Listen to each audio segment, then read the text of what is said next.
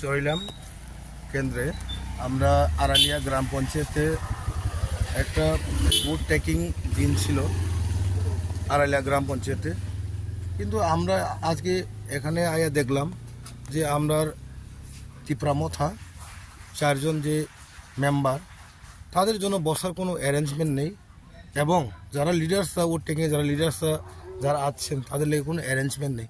খালি বিজেপির লোক এখানে বওয়ার জন্য এখানে চেয়ার এবং সব কিছু করছে। তো আমরা এখানে দেখলাম কোনো অ্যারেঞ্জমেন্ট নাই। তো আমরা এই উড ট্রেকিং থেকে আমরা বের হয়ে আসলাম। আমরা এই পরের দিন আমরা ভিডিওকে আমরা এই টাইম দিয়ে আমরা নেক্সট টাইম নিয়ে আমরা শপথ গ্রহণ নিই।